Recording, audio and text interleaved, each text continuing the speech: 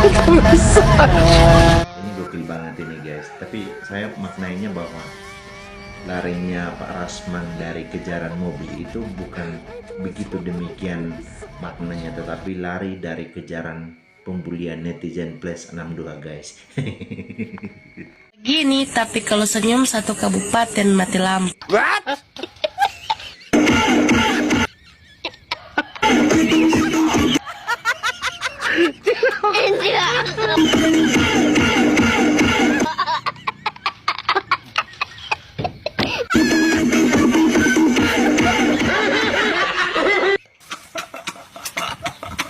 Nah, editannya keren banget ya, dan asli ini ngakak pol. Cuman gini, bukti dari muatan video lucu itu sebagai sebuah indikasi bagaimana kesalnya netizen plus 62 karena ditantang oleh Bang Rasman Arif Nasution.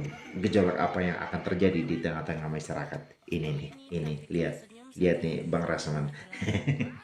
Jangan Anda berbicara beralih-alih. Tidak, kita berbicara Karena ini menetapkan tersangka orang itu tidak boleh katakan harus ada surat fakta, bukan berbicara alihnya pendapat saudara. Polisi mengetahui keberadaannya dan keterangan saudara yang menimbulkan kesesatan hukum itu baru bisa berdampak kepada institusi kepolisian logika keliru. Tidak bisa begitu.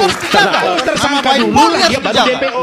Guys, ini kreatif banget ya. Jadi diedit, gabungkan videonya Bang Fitra waktu pas dia berargumen dan juga videonya Bang Rasman. Jadi cocok lah mereka saling beradu argumen. Walaupun kita bingung ini mereka ngomong apa ya. Keren. Lanjutkan guys.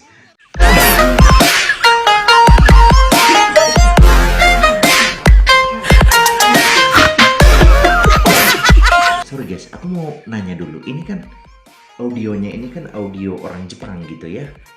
Yang mau saya tanyakan itu Bang Fitra itu orang Jepang ya? Ada-ada aja kelakuan kalian ya, hai netizen. Kayaknya temannya si Rasman, botak. Jangan heran kalau hostnya sering di luar pembicaraan. Kenapa? Semua sini nih. Tuh, sekarang saya yang dibully. Aiman loh itu. Boykot Aiman. Udah botak tak saya, padahal dia berhijab. Ya, si botak semua. Si Rasman, botak. Rasman si botak. Rasman si botak. Udah botak. 1 jam bersama Elsa dan Rasman si. Jadi mari kita jujur, sebenarnya kelakuan-kelakuannya Bang Rasman Arif Nasution itu buat kesal masyarakat Indonesia. Tetapi di sisi yang lain, kelakuan-kelakuannya itu pun cukup menjadi hiburan yang susah untuk move on guys. BAP itu ngerti nggak apa itu? Modo, bos. Modo. Pengertian BAP ngerti nggak? Bos. BAB teh bahasa Jakarta, buang air besar, ari bahasa Sunda nama modo. Saudara mengerti nggak yang dikatakan BAP? Oh, pengertian BAP nya tuh hari BAP mah berita acara pemeriksaan, bos. Piraku seorang praktisi hukum di forum yang sangat mulia dan ditonton oleh jutaan masyarakat Indonesia. Yang ditanyakan hanya pengertian BAP. Atau budak SD oke apalen, bos, jawaban anak sampai dah heula tuh Gokil guys. Menurutku ini kreatif. Boleh lah, cerdas. Cerdas untuk buat hiburan kepada netizen plus 62. Hei Hotman, saya Dr. Rasman Arif Nasution ngajak kau tempur. Kemarin tempur hukum saya tempur ini. Sini kau. Udahlah Bang Rasman, janganlah lawan Bang Hotman Paris. Lawan aja netizen. Lawan netizen lebih seru kok Pak. Serius, aku jamin deh itu lebih seru. Pak Kapolri, saya berharap, meskipun saya tahu Bapak telah berupaya untuk bagaimana Polri ini citranya baik. Bapak tahu, saya tahu bahwa diturunkan tim untuk mengevaluasi para penyidik. Tapi saya harapkan tolong dicerna, didalami, dirapatkan, dirumuskan putusan ini. Supaya jangan sempat besok ada orang yang terimbas dari jabatannya. Sementara Bang Rasman Arif Nasution itu ngomong, malah dia editin audio kentut kalau nggak salah ya. Saya mendukung penuh tindakan Bapak Ibtu Rudian untuk menunjuk kuasa hukum. Karena penting. Saya tidak habis pikir ada seorang DD yang berani bicara begitu seenaknya. Sementara dia tidak punya data, tidak punya fakta, tidak punya saksi. Pak Deddy Mulyadi disomasi oleh kuasa hukumnya Pak Rudian. Menurut saya itu hal yang salah. Maka saya berharap Dede harus mampu, karena dia mendalilkan bahwa dia tidak menyampaikan keterangan yang sesungguhnya karena disuruh oleh Ibtu Rudian. Kamu harus mendukung. Begitu juga dengan Liga Akbar, begitu juga dengan yang lain. Saya kira ini penting untuk dipahami. Hukum harus tegak bukan karena netizen, hukum harus tegak bukan karena caci dan hina, tapi hukum bergerak atas fakta, data, dan keadilan.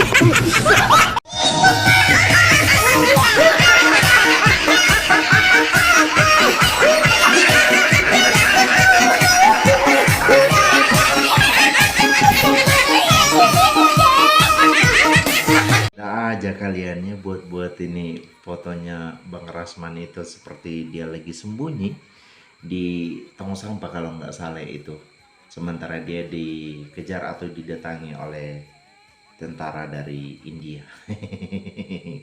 Mantap. Halo, hari ini kita memulai perjalanan speedboat Run Dr. Randy Randrikon di Boroktes ini. Rasman, silakan healing dulu supaya melupakan dulu hujatan-hujatan dan juga pembulian-pembulian yang dilakukan oleh netizen plus 62. Lupakan dulu masalah-masalah soal sidang kasus Peggy Setiawan kemarin ya. Walaupun waktu itu Bang Rasman itu ngotot-ngotot banget supaya ya Peggy Setiawan itu harus dipenjarakan, dan intinya Bang Rasman juga iri karena Peggy Setiawan ini dipanggil di banyak stasiun TV dan juga sudah terkenal nasional. Oke lah, selamat menikmati liburannya Om. Saya juga heran, ini anak kenapa dibawa ke TV-TV? Dibawa ke TV-TV ada apa ya Mang? Apakah merugikan Om Rasman? Agak lain ya Mang. Untuk apa gitu? Saya heran juga nih. Kenapa dibawa ke TV-TV? Oh, supaya rakyat tahu bahwa dia udah bebas. Ya mau, kan waktu dia lepaskan breaking news semua TV, hampir semua TV. Saya kira nggak ada yang nggak tahu lagi dengan seorang Peggy Setiawan di negara ini. Orang tahu semua lah, Peggy Setiawan, Rasman, Hotman, Bang Otto, Pak Deddy Mulyadi, ya. Semua orang udah tahu dah. Di situ pengacara-pengacaranya ada Insang Nasruddin, ada Bung Niko Kili-Kili. Ada di situ semua, ada Tony RN. Apalagi yang harus dibawa kemana-mana ini anak? Apalagi yang mau digali dari dia? Kan udah digali semua. Ini dibawa Rosso. Ya itu dia salah ngomong kan? Ketika dia menjawab dari pertanyaan media, sudah, kalau menurut saya udah menang kemarin, dia udah mau duduk di rumah. Kalau ada orang yang prihatin dengan kehidupan keluarga dia, kayak kemarin ada seorang toke durian, dia kasih sepeda motor. Nah itu bagus. Atau ada pengusaha atau pengacara yang banyak duit, bantu orang punya bangunkan rumahnya supaya layak. Nah itu baru menurut saya ya. Bukan malah bawa dia kemana-mana gitu. Ini maunya apa? Orang tambah heran lagi. Nah jadi kalau besok-besok ada gugatan pra peradilan lagi dari kubu yang misalnya tergugat atau termohon, ya itu kewenangan mereka. Tapi saya pastikan saya tetap akan berada sebagai praktisi hukum dan kuasa hukum dari Pak Suroto dan Saudara Yosi. Plus saya memang dalam pemikiran saya lebih cenderung mendukung tindakan Polri. Lah jangan paksa saya untuk saya tidak dukung tindakan Polri. Karena ada juga yang di sana tidak mendukung tindakan Polri, tapi mendukung tindakan dari Peggy lah. Kenapa memang kalau kita berbeda? Masa satu suara terus? Perspektif saya ini dasarnya ada, perspektif sana ada dasar, itu kita uji. Come on, itu dia ya. Tolong ditayangkan ini semua ini. Jadi supaya jangan apa namanya ya. Saya udah banyak nangani perkara, udah besar-besar juga. Tapi ini paling heboh satu dunia, dan ada pula orang yang mencoba mengadu-ngadu supaya saya takut digertak-gertak. Hah? Apa itu gertak? Saya mau tanya. Ya, gak usah gertak-gertak saya. Kita berkawan, kita bersahabat. Ya, saya tukang gertak juga deh. Jadi supaya teman saya, sahabat saya itu jangan mudah terpengaruh, jangan digunakan orang untuk memprovokasi. Kawan itu masih barunya kenal kalian itu. Kan kita udah lama kita berkawan. Ya nggak usah gitu-gitulah. Saya ini mulai dari kecil udah berjuang sendiri, masuk di ormas di Pemuda Pancasila. Saya bergabung juga dengan teman-teman tokoh pemuda Bang Hercules. Saya berkawan dengan Maniko Kili-Kili, berteman dengan Bang Ferry Kili-Kili. Saya juga sahabat, saya juga berteman semua, saya intelek. Tapi saya juga orang lapangan. Ya. Saya ingin sedikit menanggapi dari pernyataan yang disampaikan oleh Bang Rasman Arief Nasution ini. Ada beberapa indikasi di dalam pernyataan itu menunjukkan bahwa ada muatan iri hati dari sikap dan respon yang kita tarik dan menyimpulkan dari pernyataannya Bang Rasman ini, guys. Berbicara tentang iri hati adalah sebuah penyakit yang jarang untuk disadari oleh banyak pihak. Berbicara tentang iri hati, merasa orang lain lebih terkenal daripada kita. Contoh kasus dan sorotannya itu adalah Peggy Setiawan yang sudah mulai diundang oleh banyak stasiun TV dan namanya dikenal oleh nasional. Iri hati menunjukkan sisi di mana kita tidak mensyukuri kemampuan kita sendiri dan keadaan kita sendiri. Jadi sangat jelas sekali. Kita bersyukur untuk orang lain terkenal. Kita bersyukur untuk orang lain dikenal. Bukannya kita senang lihat orang susah. Susah lihat orang senang. Ya, mari kita evaluasi diri dan menyadari di mana posisi kita. Saya kira itu, dan kita lanjut video berikutnya. Bu Widya, saya Rasman Nasution, hubungi saya, berikan data itu ke saya akan dampingi Ibu untuk menyerahkan data itu secara terbuka kepada institusi yang Anda curigai sebagai pelaku dari kejahatan yang Anda maksudkan. Seorang Ibtu Rudiana pada waktu itu sedang menangani bubuk yang melalui kapal. Ya, kalau dulu zamannya SBY itu kan saya bilang ada seorang bandar yang namanya Corby lolos dari Indonesia ini karena suap uang. Itu pertama, kalian masih ingat kasus Corby?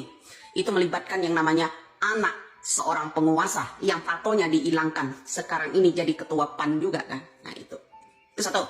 Kedua, seorang itu ya Rudiana, bapaknya Eki, 2010, 11, 12, 3 sampai 16 itu sedang mengurusi Merinding Bulu Kudus, saya sedang menangani kasus yang namanya bubuk melalui kapal besar diketahui oleh anaknya Eki. Ini harus benar-benar sampai ke telinganya Bapak Presiden. Usut Kapolri pada tahun 2010 sampai 2016 lalu itu dipanggil kembali seharusnya. Dia mengetahui itu. Seorang orang tua Eki ini posisinya terjepit. Bandar itu sasarannya adalah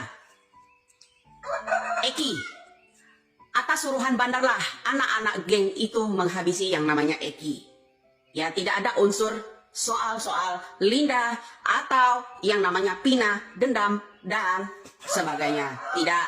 Intinya, kuncinya, hari ini saya mencurigai seseorang caleg PKS yang belum lama ini menangkap Peggy Setiawan yang pakai jenggot itu. Itulah salah satu, kalau mau tahu kalian seluruh rakyat Indonesia, kunci utamanya. Saya kan udah bilang, bongkar itu semua.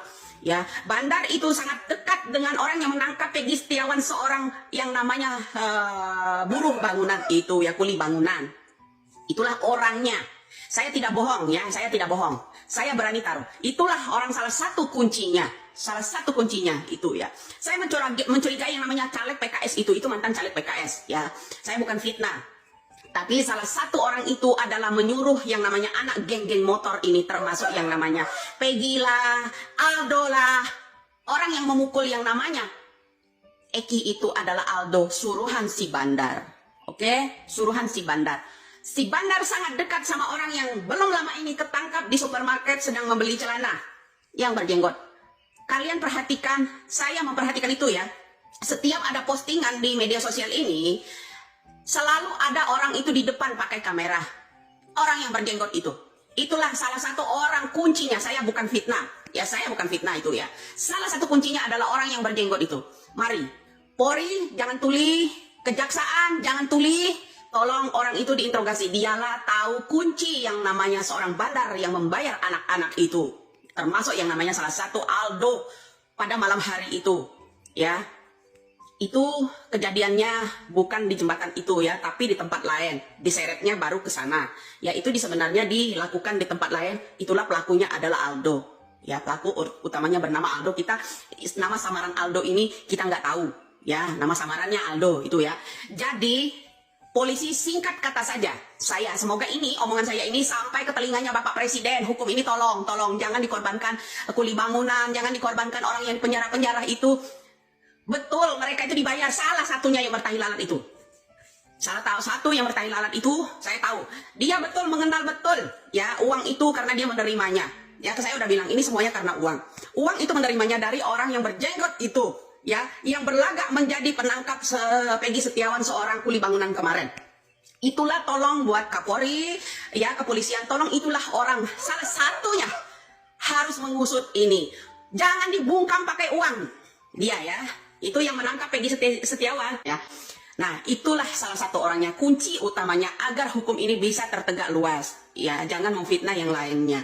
Geng-geng motor itu sebagai Peggy Setiawan dan anak-anak dari mantan siapa namanya itu bupati itu ya. Betul, mereka tidak memukul. Ya, mereka tidak memukul, tapi mereka ini dibayar seorang bandar bubuk itu melalui kapal yang ditangani oleh orang tuanya Eki, yaitu Rudiana.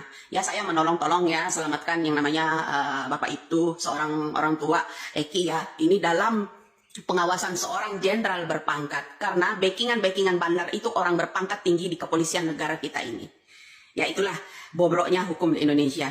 Ya, jadi untuk bapaknya Eki ya, yaitu bapak itu Rudiana, saya mohon ya, ini kasus anaknya betul dia udah menutup, tapi kasus yang diketahui oleh bapak mohonlah dibuka mulut. Salah satu kuncinya orang yang dari mantan caleg PKS ya, kalau nggak salah itu pokoknya dari PKS itu asal mulanya. Orang yang berjenggot itu yang menangkap Peggy Setiawan itu tolong diinterogasi, tahanlah sampai sekarang ini agar terkuat. Semuanya akan terkuat apabila kepolisian berani, punya mental, Kejaksaan Agung bisa menginterogasi yang namanya orang. Ini data-data yang disampaikan oleh Mbak Widya ini guys begitu sangat membahayakan dan mengerikan sekali ya. Tapi kalau dari setiap data dan fakta yang disampaikan itu sesuai dengan kenyataan dan adanya demikian, parah banget, serius. Ini mengerikan sekali. Tetapi saya ingin memuji bagaimana kemampuan intelijennya Mbak Widya itu, wow, luar biasa ya. Dan banyak publik pun juga ikut mempertanyakan sebenarnya siapa Mbak Widya ini. Dia sebagai seorang TKW mengatakan bahwa dia sebagai bagian dari intelijen, dan fakta tentang Mbak Widya ini kan masih dipertanyakan oleh banyak pihak guys. Dan di dalam pengakuannya sendiri dia mengatakan bahwa dia sebagai seorang pengusaha, dia punya usaha soal kelapa sawit dan juga perkebunan. Apakah memang demikian seperti itu, atau memang itu dia sengaja untuk menutupi dirinya itu dari identitas diri yang sebenarnya sebagai seorang intelijen? Dan ini menarik sekali. Tapi terlepas dari semuanya itu, pekerjaan dari institusi Polri untuk membuka fakta tentang kasus soal Vina Cirebon ini PR yang sangat luar biasa. Makanya dari masyarakat dan juga pihak yang berwenang penting sekali bekerja keras untuk seterang-terangnya menyampaikan kasus dari masalah ini. Saya pikir itu saja yang bisa saya sampaikan dalam video kali ini. Terima kasih semua sahabat Ruang Isu sudah menonton video ini sampai selesai. Saya pamit undur diri. Jangan lupa like, komen, dan subscribe supaya tetap ikuti video-video terbaru lainnya di channel YouTube Ruang Isu. Salam NKRI.